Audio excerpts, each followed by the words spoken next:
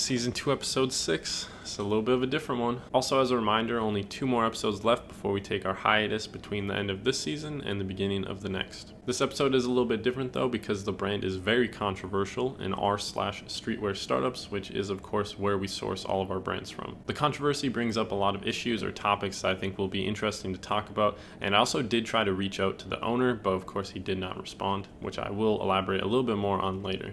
Anyway, kick back, grab some tea, and I hope you're feeling alright. How you feeling? You feel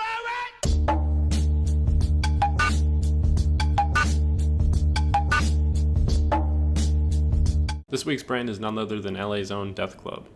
Although the designs are more on the edgy side, making use of skulls and sometimes sporting some big titties, and the brand obviously goes by this hardcore moniker Deathclub, the controversy actually comes from the actions of the owner. Meet Samuel Orlana, who works sales at Nike and studied marketing at Santa Monica College. Sam's around 25 years old and has a long history with streetwear, supporting brands like Supreme since at least 2010, and he also has a heavy skate influence in his life as well as interests in fashion and photography. He also worked on a project magazine called Versed Life Magazine, or VLM, containing articles about anything from sneakers all the way to Marvel's Avengers. I'm not sure how he grew up in terms of financial standpoint, but he can be seen in this braggadocious post from 3 years ago where he is flashing a Lamborghini in a sneakers subreddit. So he obviously is well off, or at least uses this car as a backdrop. So that's a little bit about Sam. Like I said, I did try to reach out to him so he could give us a little bit more details about his life and then maybe try to defend some of the points coming up, but he did not respond. I think it's undeniable that he has a very long history with the streetwear culture and is probably very knowledgeable in this field.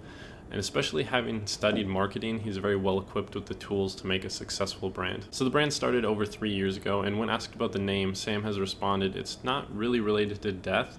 Originally, he wanted to push death before Dishonor, but some other brand took that and ran with it.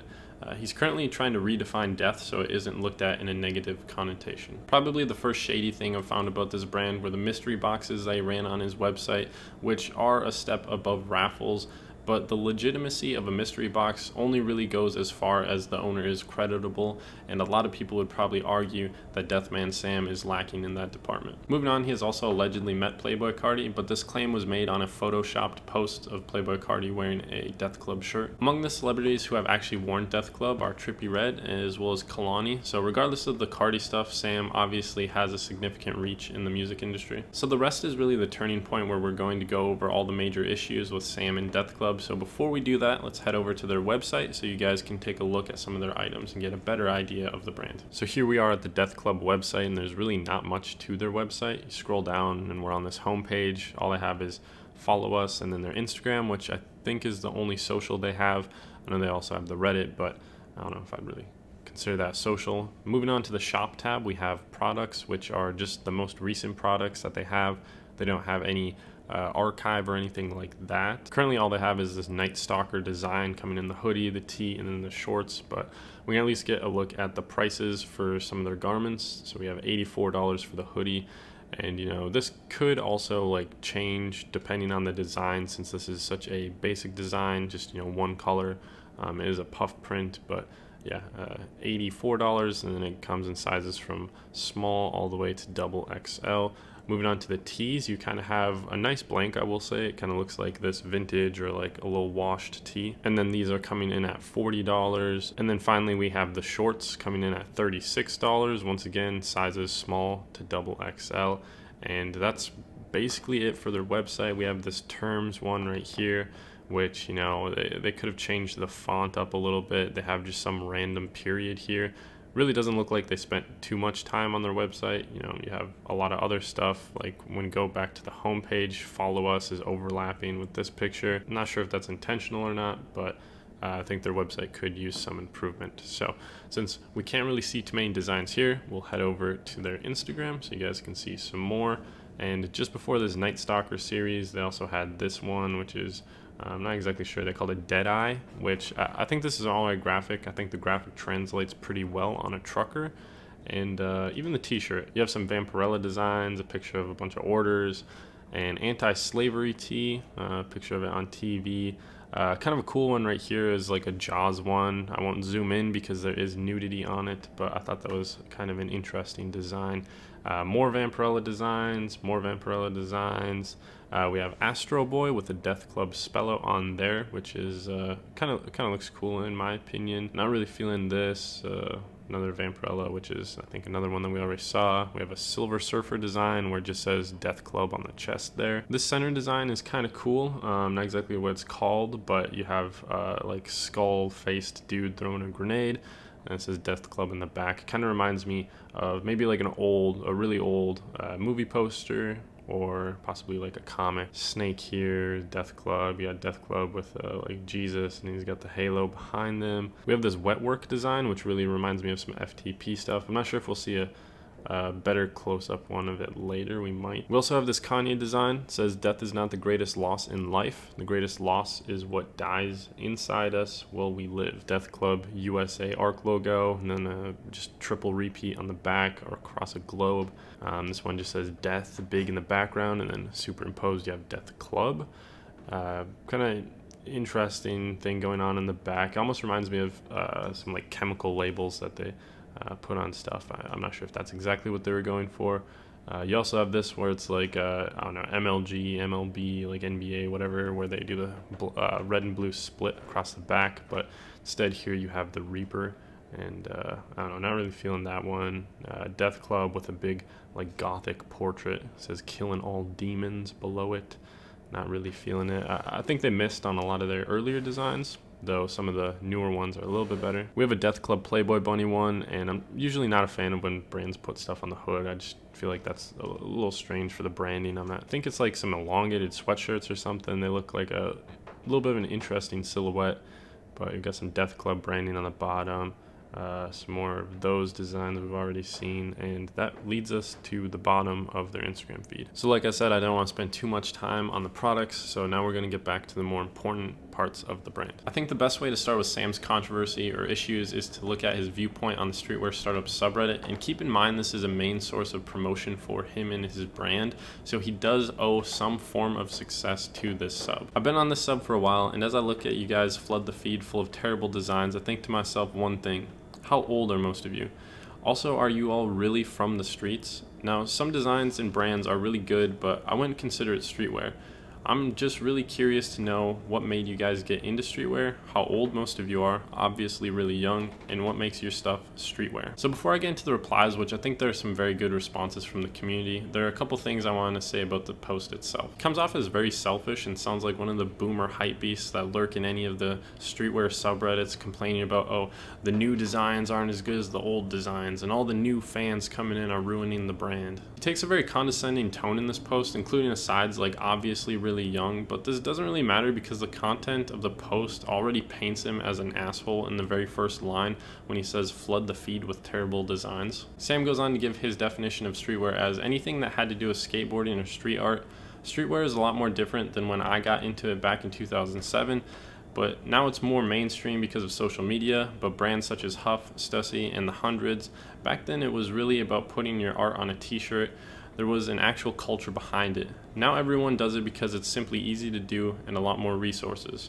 I'm from Los Angeles, and a streetwear was really from the streets of LA, New York, and the Bay or SF area, because of the street art and culture behind it. He also agreed heavily with this comment, saying, I'm convinced everyone here is white or a corny suburban black. So not only is streetwear only about skateboarding and graffiti, but you're only allowed to partake in it if you're from the trenches of LA, New York, or SF Bay Area. Counter the comment about race, which yes, weren't Sam's own words, but he does appear to support these beliefs. I think streetwear transcends race, and you can see this when looking at brands like the Hundreds, which is Asian American owned, of course Bobby Hundreds.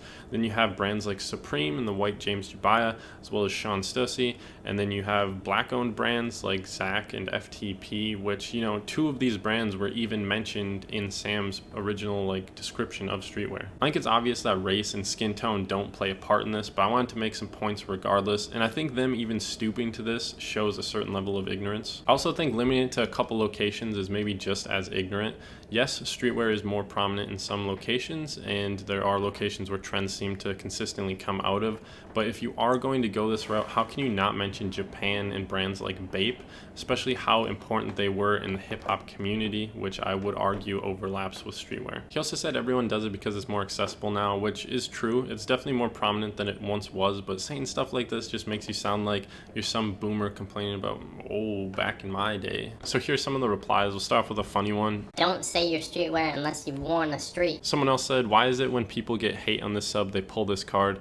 It's happened so much and it's embarrassing. Also, I'd much rather flood this sub with terrible designs than post IKEA bags full of orders, which is kind of like a call out to something we'll talk about later. There's this comment saying there are too many definitions of streetwear, going on to talk about Asia and comparing it to like American streetwear. Anyway, I think there are a lot of good comments on there, but we're gonna move on. Sam insinuates that young whites and corny blacks are coming in and using streetwear to gain popularity, and how all the designs he sees are unoriginal, which I think is a little hypocritical. In enters the many uses of other people's works, which, you know, is not a bad thing. We have brands like Supreme that will recycle old designs for collaborations a lot of the time.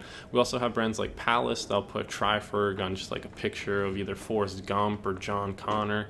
And this isn't bad, but I think complaining about it is kind of hard to support when you yourself aren't really coming up with many original designs. So here are a couple of examples of kind of what I'm talking about, where Sam is being hypocritical and using other people's designs and just necessarily not really being original. There's also the issue of people not receiving their orders. For example, we have this guy who comments on most of the Deathclub streetwear startup posts. Dude, please just refund my $80 for the hoodie you never shipped. It's been months. Withholding money, especially in this time, is such an asshole move. Come on, dude, don't make me go through my bank for a chargeback. Neither of us want to deal with that. Another major issue is the fact that he's always posting pictures of packages pre-shipment, basically doxing anybody whose package is close enough to the camera for their information to be seen. And this is something that persists, you know, people have told him that he shouldn't be doing this and are met with nice comments or responses from him like this. You can't even read those names and addresses. Shut up, bitch. Pull up to the crib then, creep.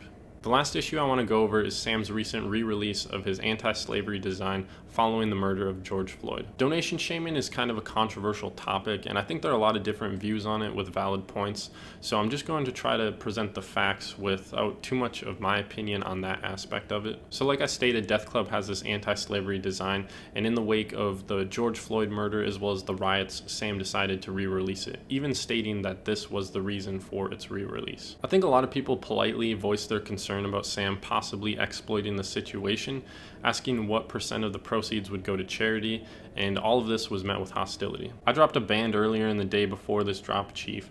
I could care less about the money. Proof. Nice try.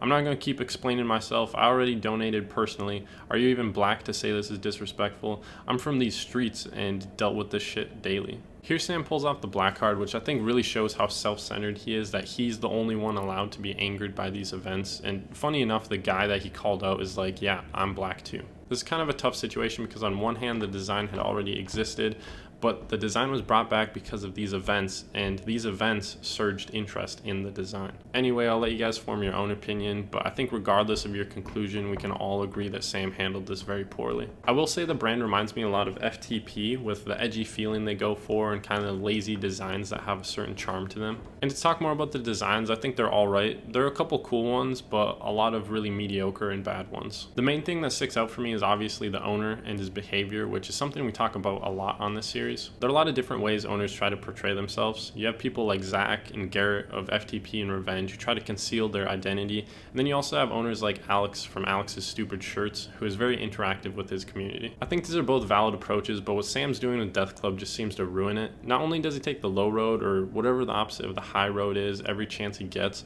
but his views are so close-minded, with his concerns seeming to only involve himself. This behavior could be intentional because of the edgy feeling that the brand's going for, but I think for as lackluster as the designs are, it's really hard to support Deathclub, and there are plenty of other brands where your money could be better spent. I enjoyed digging up as much as I could for this video, and I hope it translated to an alright episode. That is all that I've got though, and I will see you in the next one.